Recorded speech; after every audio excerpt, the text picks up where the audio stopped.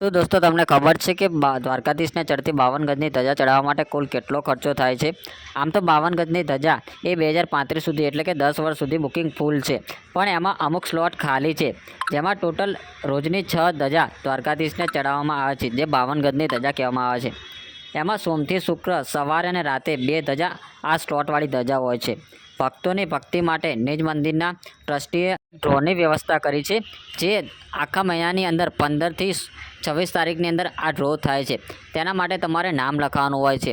નામ લખાવ્યા પછી જો તમારું ડ્રોમાં નામ આવે તો તમને મંદિરના ટ્રસ્ટ દ્વારા તમને જાણ કરવામાં આવે છે, અને જો તમારું ધજામાં નામ આવે તો તમને નિજ મંદિર તરફથી કોલ આવે છે, અને કોલ આવ્યા પછી તમને બધી માહિતી જણાવવામાં આવે છે.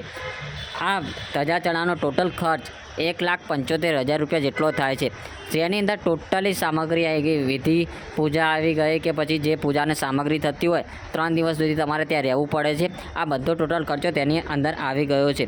દોસ્તો, આ બધી માહિતી એ ટ્રસ્ટ દ્વારા આપેલી માહિતી છે, જેની અંદર કોઈ જ ફેક ન્યૂઝ નથી. જે ભાવિ ભક્તોને 52 ગજની ધજા ચડાવવાની ઈચ્છા હોય, આ ઉપરાંત જે લોકોએ માનતા માની હોય તેવા લોકો નિજ મંદિરે જઈને જે કાર્યાલય છે ત્યાંથી માહિતી કલેક્ટ કરે, અને માહિતી મેળવ્યા પછી તમારે નામ લખાવ્યું તો તમે નામ લખાવી શકો છો. બોલો દ્વારકાધીશની જય.